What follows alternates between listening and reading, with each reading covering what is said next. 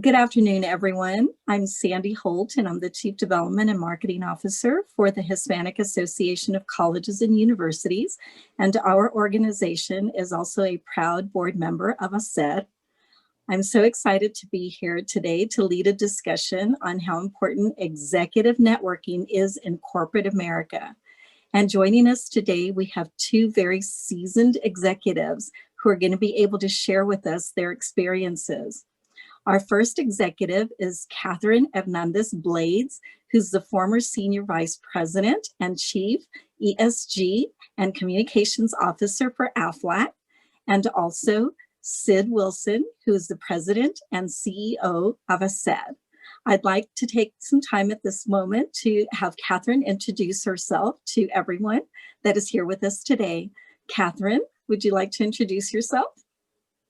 Yes, well, first of all, thank you for having me here. It is a privilege and a pleasure to be with all of you.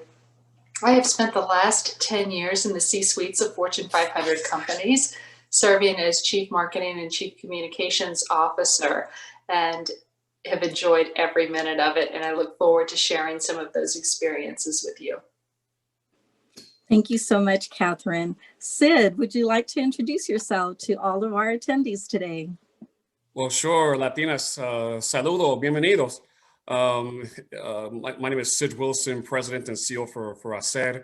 It's so great to be here with my good friend, Catherine Blades, and looking forward to a great discussion on a topic that I feel needs to really be discussed on executive networking.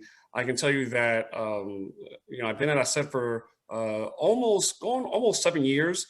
But I also spent 21 years on Wall Street, and that's an industry that in order for you to really move up the corporate ladder, you really need to understand the power of executive networking. So looking forward to have a great dialogue. Thank you so very much, Sid. We are definitely looking forward to hearing from both you and Catherine this afternoon, as well as I'm sure the attendees are very excited to hear from each of you as well. I'd like to begin by opening up the session with a question that probably has two parts. And the first question that I have for both of you, and we'll go ahead and do ladies first so Catherine can get started, is how would you create a strategic networking plan?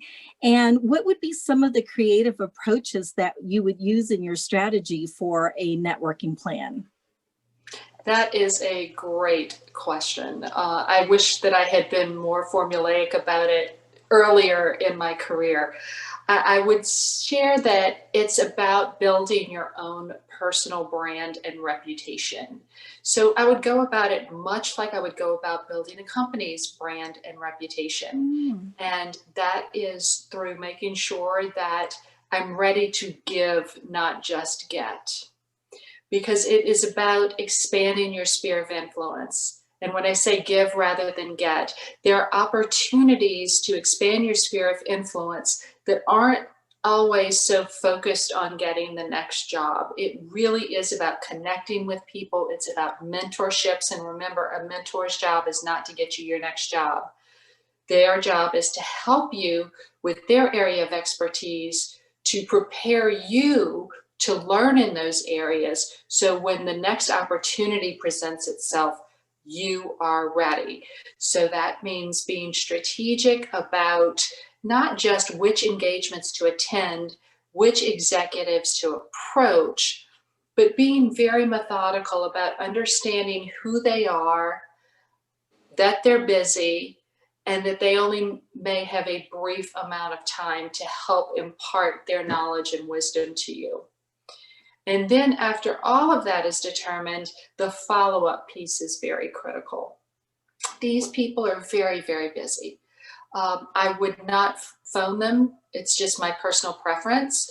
I would send them an email recounting our conversation and then ask them, would they be open to having a 15-minute coffee break with me to talk specifically about their area of expertise, explaining that I have an interest in pursuing that, and I would love to get your thoughts on where the market is going or how you would about it or what's next. and be willing that if they do say, wow, that's interesting, I'd love to talk with you. Hey, I have this speaking opportunity at this university, or I'm the chair of a judging panel for an awards program. Would you be open to judging? Again, be willing to give, not just get. And that would be the crux of my strategy. That is excellent. And you've shared so much. Really, really appreciate that. Great advice. Sid, what has been your experience in terms of developing a strategy? And, you know, if you're able to share some of the creative approaches that you have used in your networking. You know, very, very similar to Catherine. You know, for me, I always go about my networking plan with step one, which is know your networking outcome, meaning what are you trying to accomplish with this network that you're trying to create? And I'll give you an example. If your goal is to build an internal network inside your company, then that might be a bit of a different strategy with building your external network if you're trying to get on, for example, a corporate board or a nonprofit board, or if you're just trying to you know, strengthen your personal brand. So you might be, for example, in the, let's just say the finance department at your company, but you are looking to build networks on the marketing side, or on the corporate counsel side, or other areas within the company, and looking to build networks there, so that as you're looking to rise up the corporate ladder, you start building these internal relationships, and you start getting more buy-in. And externally, you might be going to a conference or a dinner, and you're looking to see what is the outcome that you're looking to you know, to accomplish. It might be a particular person or group of people that you're trying to network. It might be that you're thinking about your future a future network that may help you on a board, because the key thing is that you're building a network now so that you might need it later. But I think, as Catherine said first so perfectly, it's what will be your contributions to that network versus what you take away from the network. And very almost identical to Catherine is that the follow-up is huge. My follow-up rule is within 48 hours, and ask for only a 10 to 15 minute meeting. If you ask for an hour meeting, it's not going to, you may not have that much success. But one other secret that I say when I do my follow-ups is I usually do the follow-ups within 48 hours, but do it in the morning. And I do it in the morning because, and this is just one of those little tricks, and I hope people don't change their how their assistants field their calls. But if you do it early in the morning before the administrative team gets into the office, you're more likely to get directly with the person you're trying to connect to than if you do it after, let's say, 8 a.m. or 9 a.m., when now their day started and now their team is vetting them. But if you do it like at 6 a.m., there's a good chance you actually may get that person, and then ask for that 10 to 15 minute meeting.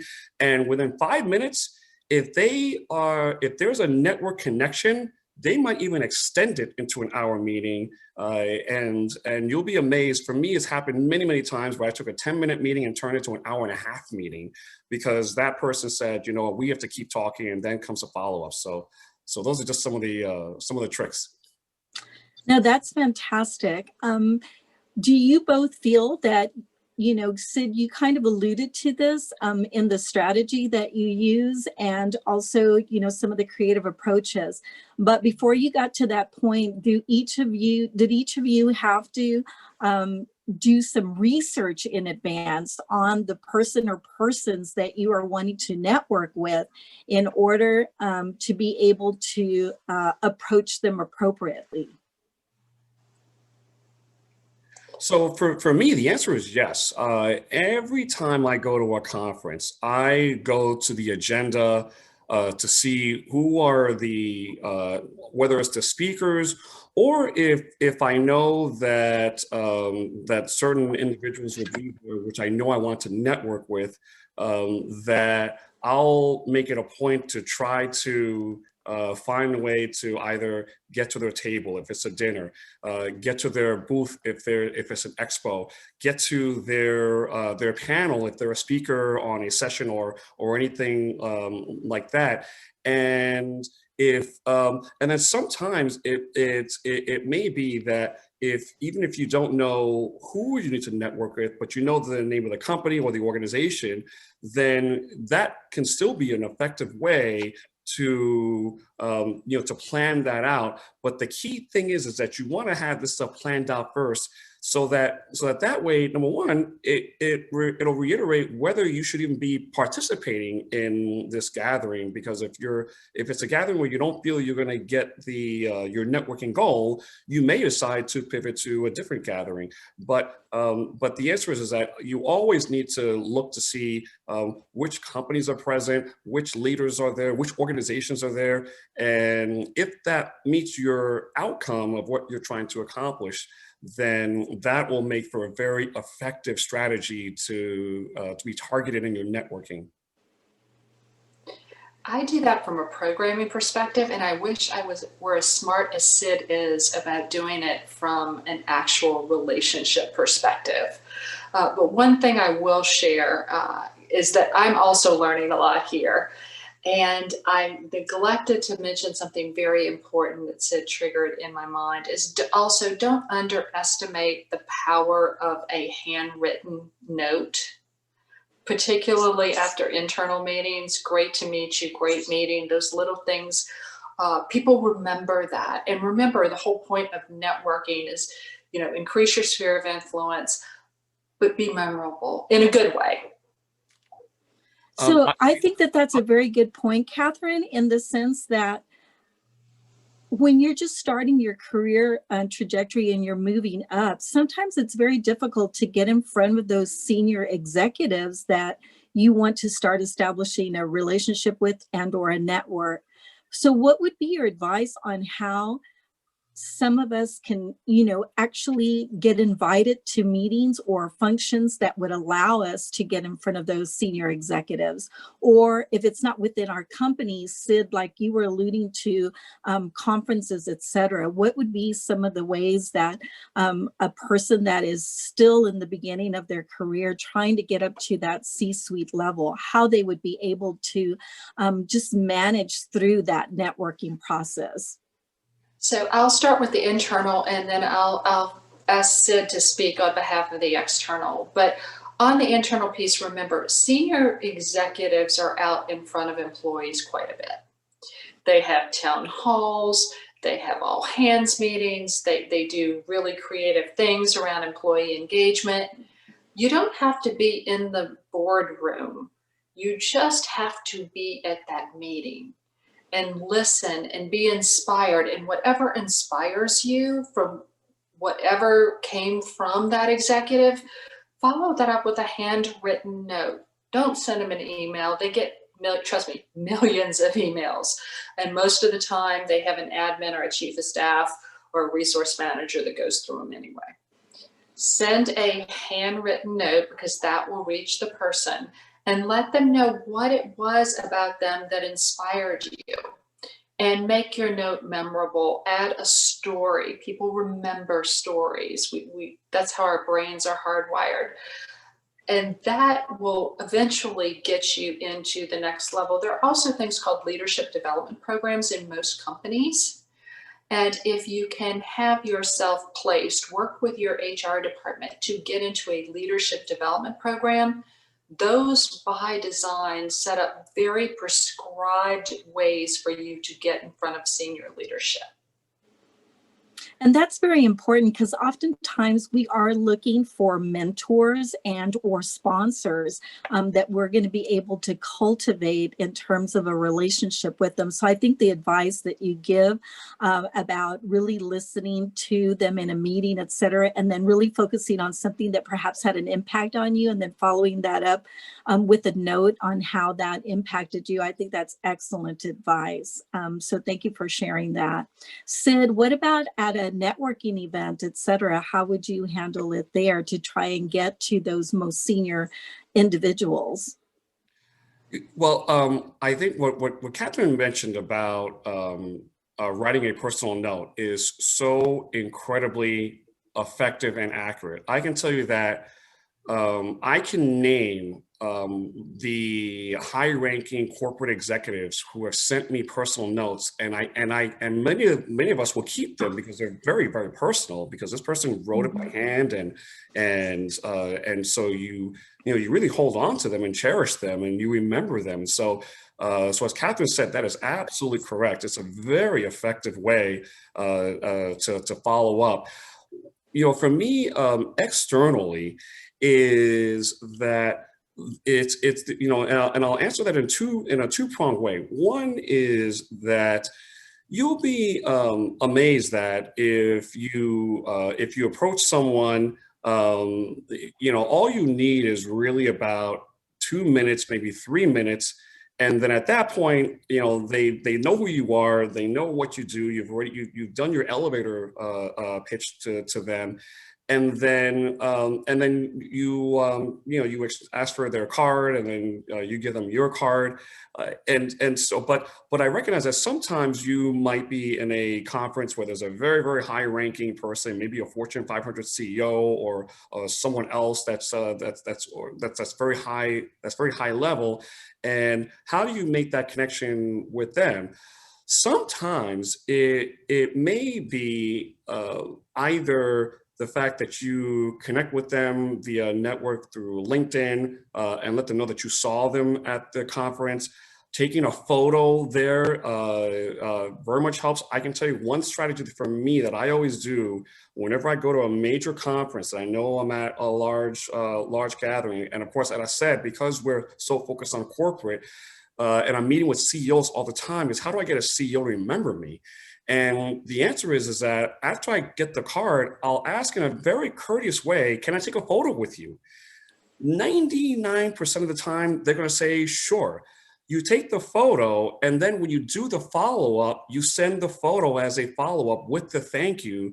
And that way you get them to remember you. And there's a good chance that in doing that, they might even forward that follow-up to someone else on their team saying, please follow up with Sid Wilson. I met him at this conference, great photo. And then the next time that they see you again, there's a high likelihood that they're going to remember you because you went that extra mile to take the photo. And the photo is not necessarily, for social media reasons, though, many of us that are on social media, it's great that we take photos with them, but it's more so that they can remember you, because the key thing is you've got to get them to remember you. If they remember you, then the likelihood of a follow-up goes way up.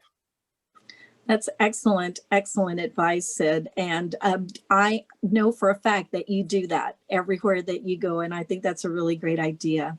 So Catherine, I have a question specifically for you. And I don't know if you've ever experienced this, but when you go to, let's say, a conference or where there's a lot of executives that you would like to meet, oftentimes they are gathered with other CEOs, et cetera, and oftentimes they're all men, and you want to be able to approach them in a polite way without, imposing yourself on them. But sometimes it's kind of hard to break that little group that's there. How do you navigate that to be able to, make it a point to approach someone that might be with like-minded people and have not really broken away to meet other people, like a female? Well, I'll give you 2 or 3 things you can do. If it is a conference where there are some CEOs that you know you want to meet and get in front of, see if you can become a speaker or a moderator or a volunteer for speaker check-in or something that kind of is going to be able to not so much force it, but make it much more natural conversation. Whether you're a panelist or whatever, that speaker room, that green room is a great, great place to meet and talk to people, and it brings down those barriers. If you're not prepared to be a speaker or an MC or a host or whatever in terms of stage time, offer to either be a volunteer in the green room or, you know, getting people water, what have you, or checking them in. Again, it just takes it out of the cliques that you're talking about and forces a natural conversation. And as far as if there's just a cluster, it really depends. You've got to read the body language. If it looks like they're open and they're not having an intense conversation, it's a little more social, walk up, introduce yourself, extend your hand and say, you know, I just love, Sid, what you said about diversity, equity, and inclusion. It was so timely, it really matters, and thank you for sharing that. And then Sid will likely say, thank you, and what is your name? But there are times when it's just not appropriate to do it. And that's why it's so important to read the body language. But at a conference is probably your better shot. Now, I spent 10 years of my career in aerospace and defense. Those CEOs are so heavily protected with security. You can't get there. So you need to have, you'll never get to them. So you need to have very realistic expectations about who you're going to be talking with, what their role is, and their security concerns. Just keep that in mind and don't take it personally. No, that's excellent advice. And I do believe that the body language is so important as well. So thank you for sharing that, because I think that's really important, because it might be something that might have women shy away from actually approaching someone. But you've given some really great tips on how they might be able to do that. So I'd like to ask the two of you to share some examples in your networking experience on what helped you in your career. And did any of those examples help catapult you to the next level of your career? I think it would be great for our audience to hear how networking has impacted your career. Well, for me, networking had a direct impact on my career. When I first worked as a mailroom clerk at a Wall Street investment firm, just distributing mail, that was my first job. I was distributing mail to someone that that took a liking to me and wanted to know more about me as I was distributing mail, because you want to do it with a smile, because you know, it's not just doing the mail. You're not just giving mail. You're also giving smiles. And some of them liked the fact that I came across as someone that liked my job as a mailboy, and asked me, you know, do you know your math and so forth. I said, great. Well, we have this big corporate golf outing, and one of my clients just dropped out. And you know, do you want to serve on our company foursome? And I said, well, sure. Little did I know, because I had never played golf before up until that point, and that here we are almost 6 hours after the golf outing, and I just got to network with this person. And then he said, come to my office. I think we should talk, because I think you have an interest. That person wound up becoming my mentor and my sponsor for over 20 years. Sponsored me out of the mailroom, and then from the mailroom to an assistant, to an associate, to a junior analyst, to senior analyst, to to vice president. I mean, literally all the way up. And every single time I was there, because he was already a senior vice president at the company. But the key thing with this is that I approached every interaction like this might be the one. And so that way you don't treat it like a job, you treat it as as an opportunity to take it to the next level, even if you're the mail boy, which is what it was for me. But there's no question that that what I did over my 21 years on Wall Street was the direct result of the networking I did when I was in the mailroom. Attitude is everything. It really is. I have achieved more success through peer networking. And what I mean by that is I would share with another CCO that, hey, I may be looking to move. I'd like to explore the market, so that when recruiters would call them, they would think of me and make the referral. And I've had many others do that to me as well. I like to be a resource for recruiters. I like to help my friends and peers get to a place where they can be happy from a workplace standpoint. And I like being a resource for that and helping others. But you've got to glean that respect and those relationships, to foster those and garner them and actually create them. You've got to build your own personal brand so people see you as an admired and trusted peer. There are ways you can do that. Write things, get published, self-publish if you have to. There are many, many publications, Hispanic Executive, Latina Style. They are all excellent. They celebrate us. They celebrate our efforts. And I will tell you, if they do a profile on you, it pops very high on the search engines. They also give out wonderful awards and really, again, celebrate us.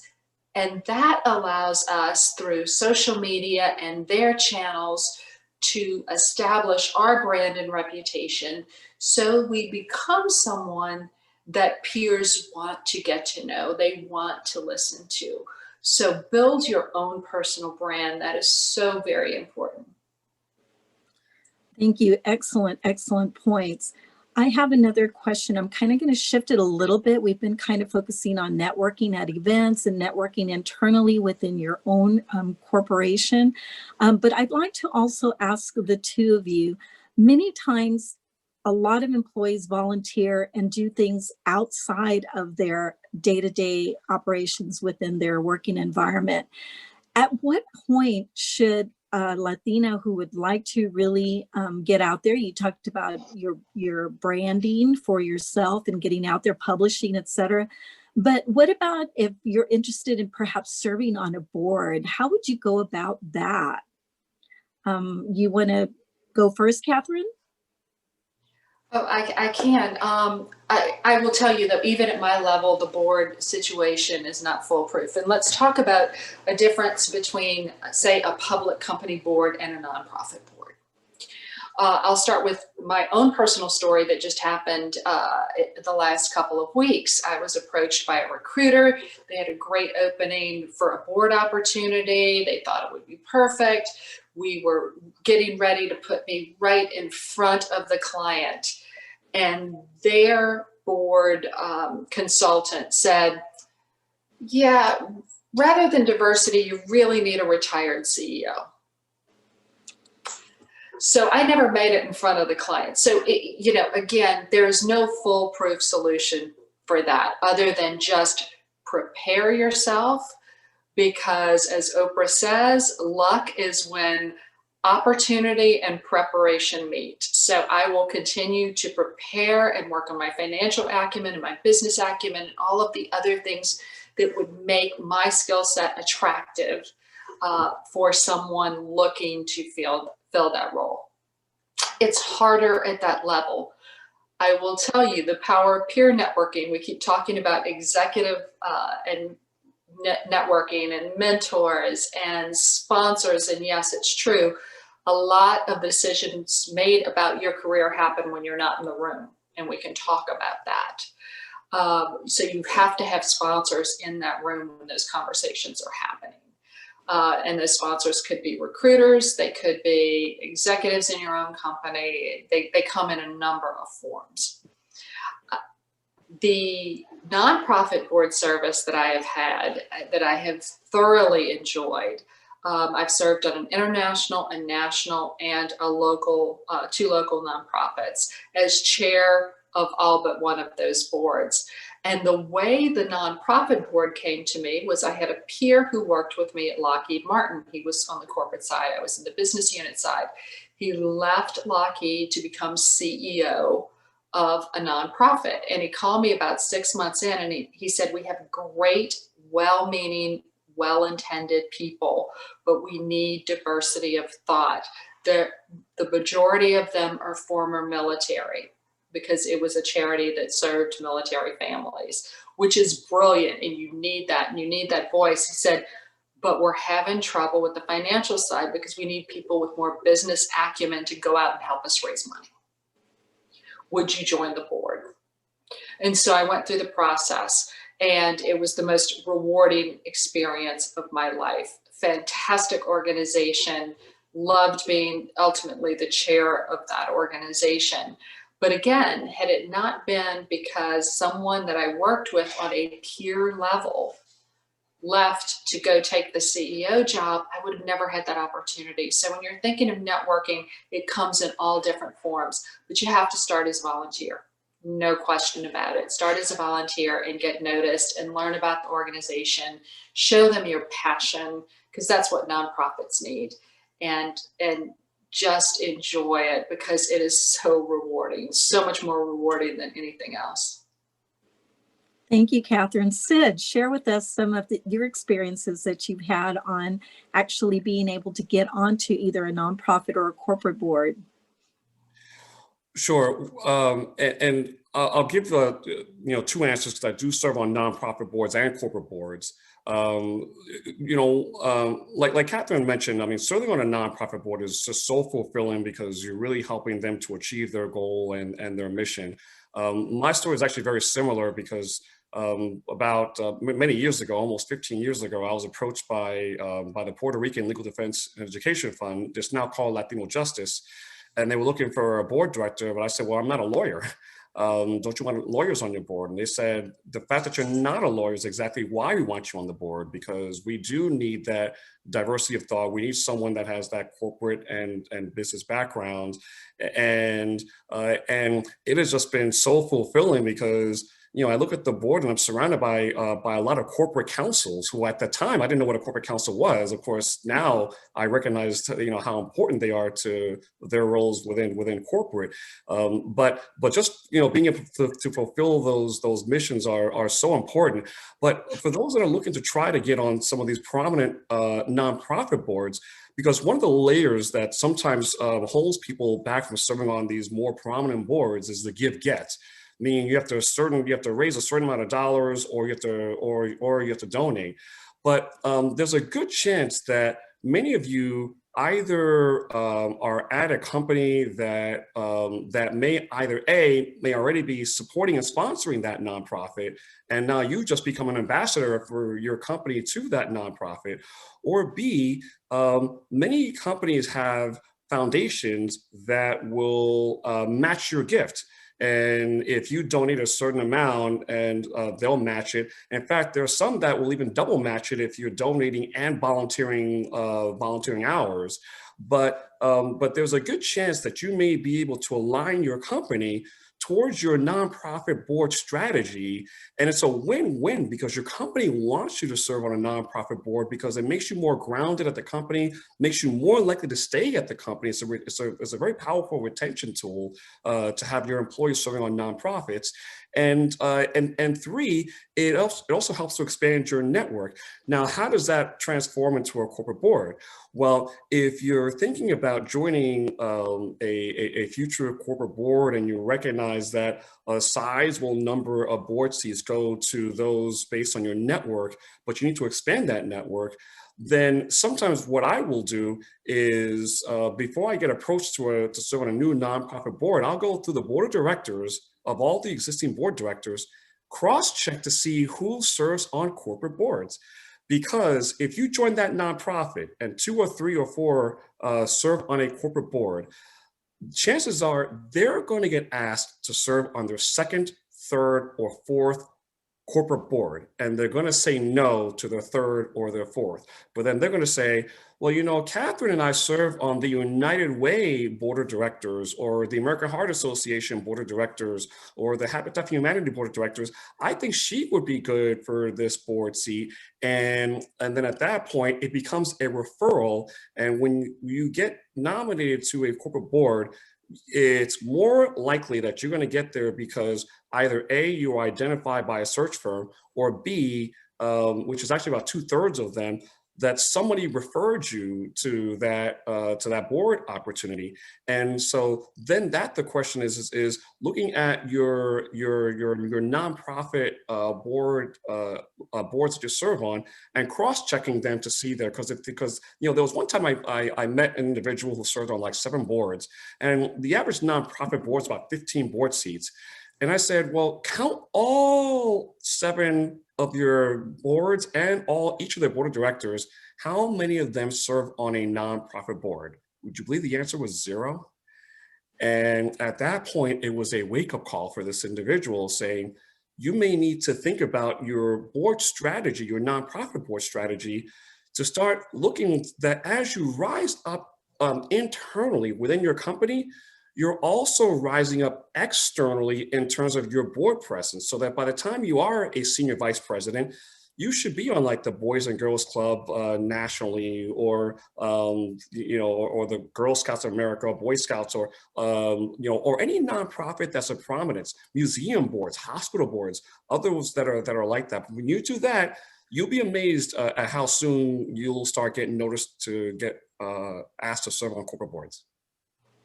That's fantastic. Now, do either of you know of any organizations that our participants might be interested in perhaps becoming a member of, that would assist them and perhaps educate them further on how to become a board member, to better understand also the difference between a nonprofit versus a corporate board? Well, I'll say briefly that at ASED, the Hispanic Association on Corporate Responsibility, we do a lot of trainings that are very specific to this space. Some of them actually done by me, having served on both nonprofit and corporate boards. But on top of that, there are some great resources that are out there. You know, Latino Corporate Directors Association, National Association of Corporate Directors. Don't just focus on Latino gatherings. I go to the Asian American Corporate Directors Conference. I go to the Black Corporate Directors Conference. I go to the Network of Executive Women Conferences. In other words, make sure that you're expanding your network, and don't just focus on Latino gatherings to get onto your corporate board. And the reason why is because of the math behind that. Only 3% of all Fortune 500 board seats are held by Latinos. Less than 1% are held by Latinas. So if you are looking to get on a board and your only network are Latinos and Latinas, that means you're only capturing 3% of the potential network that you can capture to get on a corporate board. This means that you've got to expand that network. And that means, you know, joining other kinds of nonprofits, building a relationship with high-ranking executives, including your own C-suite executives, maybe not even through what you do operationally, but there's a good chance that your company is involved with the United Way or the American Heart Association, or other charities where your executives are connected to that and be a part of that. And I love what Catherine said about using that to volunteer, like you know, be a volunteer in these events, because that's a great way to build those connections. And over time, that will help you to get more notice. And you know, the further you rise up within the corporate ladder, the more it becomes about your network and your credibility versus just your operational talents. And that's what's going to make the key difference. But if you talk to your you know, your HR team, your diversity team, or your foundation leads, there's a good chance that they're happy to help you. And I'll say super quickly this: if you have to relocate, and this is a strategy I think everyone's going to love. If your company has to relocate you to a new city, ask for foundation to support to put you on nonprofits in the new city, because then they're likely to back you with that give get as part of your relocation package. And then that is also going to help you into getting into those networks that could lead to future corporate boards. Actually, Catherine, Sid, yes, thank you.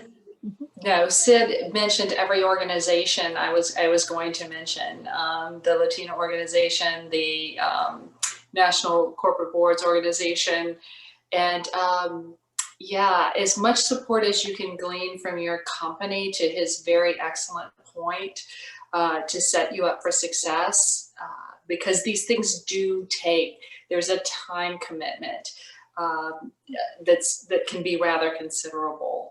So make sure your company is bought into your service before you bite off more than you can chew. Thank you so much.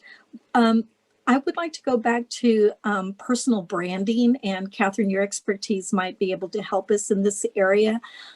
As individuals are looking at creating their own personal branding, and specifically on social media, what can they do to really beef up what they put on their social media, so that as recruiters, as you've indicated throughout this session, are browsing through different profiles, would make you stand out in these areas? If you can give us any advice in that respect, that would be great. And then Sid, you can chime in after Catherine. But how do we get our personal brand even more acknowledged on social media? Well, that's a great question, Sandra, and it's about what we do and how we talk about what we do. Volunteer for the hard projects. I have made my career on taking on very complex, very difficult projects that people thought would surely fail, and made them very successful. And because of that, the work got recognized. Social media provides such an opportunity that we never had before, because when I was growing up, there wasn't that opportunity to blog, to self-publish, to talk about your work, to demonstrate those successes in the form of case studies and that sort of thing that actually went anywhere. Be current, be a thought leader, don't boil the ocean. What are your 3 areas of expertise? Write about it, tout it, talk about it, find opportunities to volunteer with what you're passionate about, take those speaking opportunities.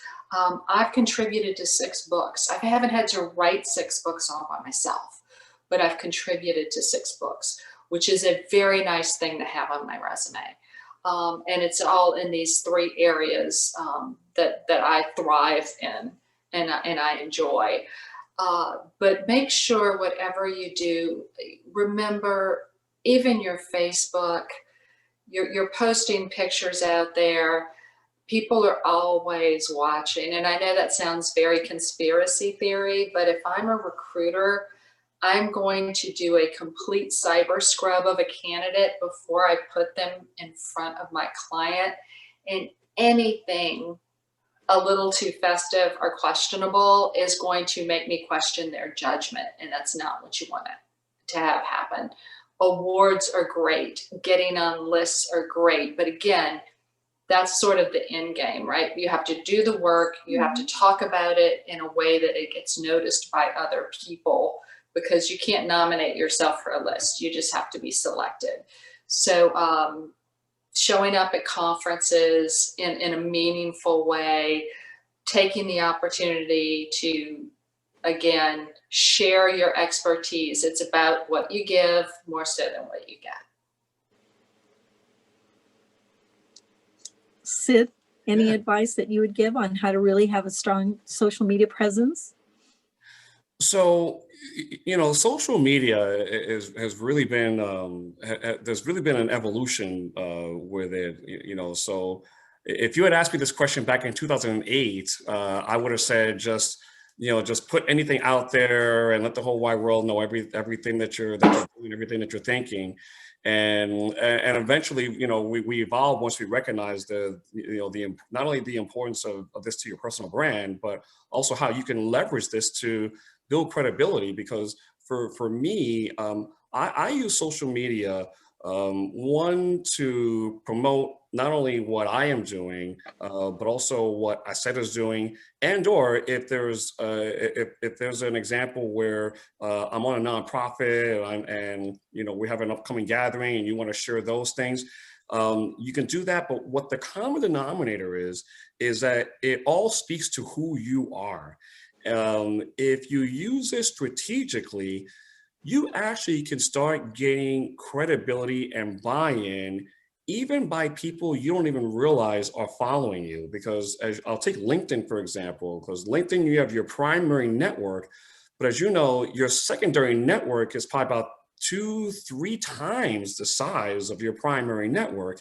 And so when you're sharing the work that you're doing, if you're doing it in a very effective way, you may get noticed by some high-ranking leaders that you may not even realize that that they're following you. And so from the LinkedIn standpoint, it's a very effective tool.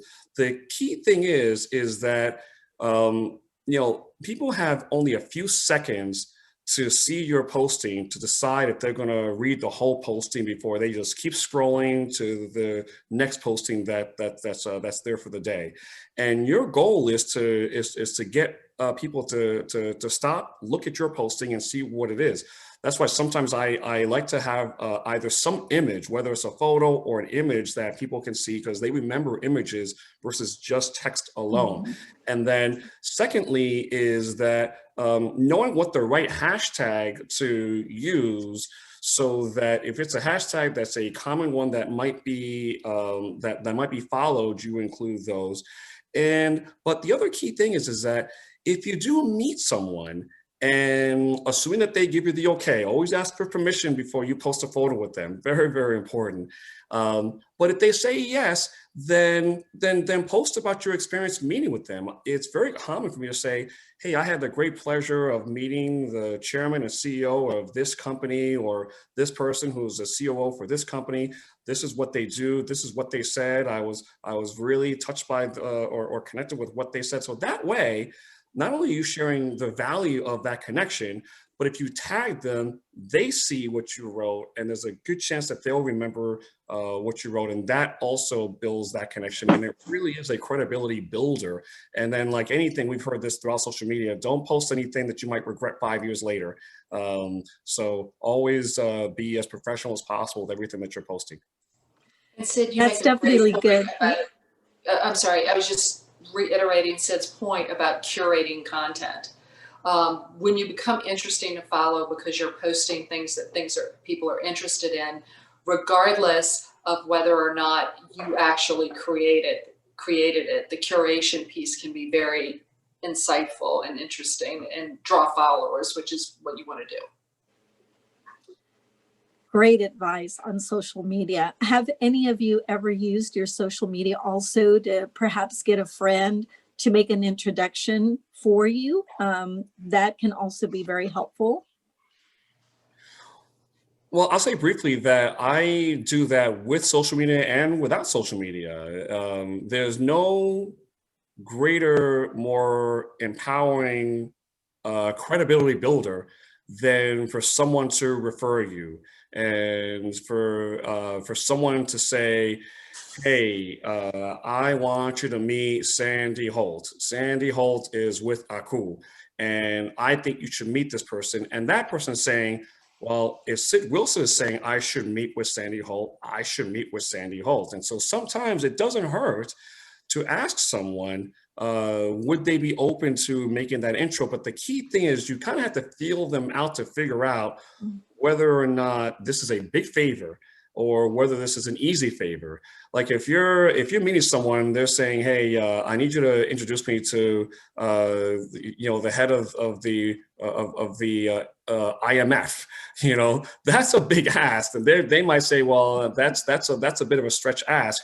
But it might be someone which might be an easy ask, and they can help you with those kinds of connections. But the key thing is, and this is what's key, is that if you're asking someone to help you with a connection, pay back the favor and pay it back soon, so that way the person feels like you didn't just use them to connect to somebody else, that you're bringing value to that relationship as well. So if you do that, you'll find that that the ability to get referred goes way up, as long as, and I think as Catherine mentioned earlier, you got to contribute to this. It has to be, how do you give? And if you do that, you'll be amazed at some of the favors that of that intro. You can do it through social media, but sometimes it can be done via old-fashioned email. Yeah, I personally prefer the personal touch. It's all about relationships, and I think sometimes we fall into the trap that we're creating real relationships through all of this artificial means, which is the technology and the artificial intelligence and all of that. If I were personally making an ask of someone, it would be a personal overture, more so than on social media. But that's just a personal preference thing. It's just what I'm more comfortable with. So we're about on time here. We've got probably about 4 more minutes.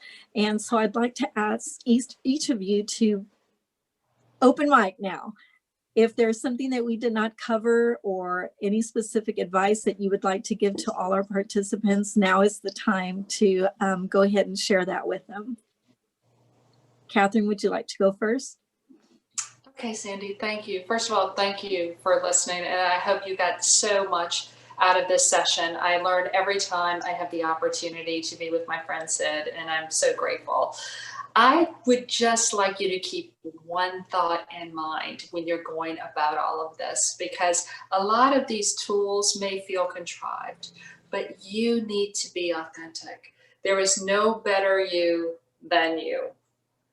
And bring that to the table. Let everyone see all the greatness about you, whether it's a 2-minute engagement or an engagement that, like Sid said, leads to a mentoring opportunity that lasts for 25 years. You can't do that if you're not authentically you.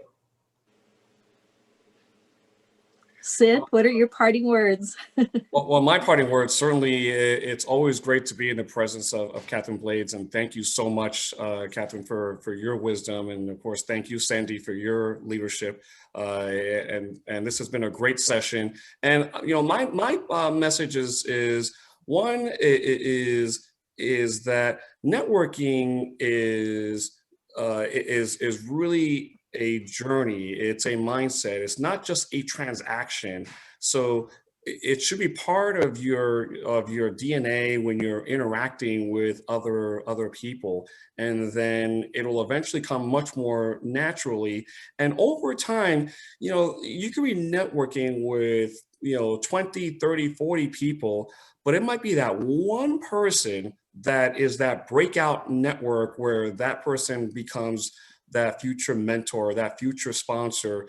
And you never know how these networking opportunities will result. And sometimes, you never know if you might be intended to meet one person, and then you go there and then you meet someone that that's doing something completely different, and that connection winds up being the future client, the future advisor, the future mentor, sponsor. And so that's why it's always important to keep that open. And just as you're looking to network, as people network with you, try to come with as much of an open mind, because what might be a short minute for you might be a life-changing experience for someone that is trying to network with you. So in other words, pay it forward as you're doing that. And I think with that, I think that we'll all be able to lift each other up together. Well, Sid and Catherine, thank you so very much for the great advice that you've given to all of our participants. And for all the participants that are in the audience, there will be an opportunity to meet Catherine and also Sid as our speakers. So be sure to be on the lookout for that, so you do have that opportunity to meet with them and have an opportunity to chat with them. Look at their bios, because they are very impressive individuals that have done so much in their careers. We're so glad that you were with us today. And thank you again, Catherine and Sid.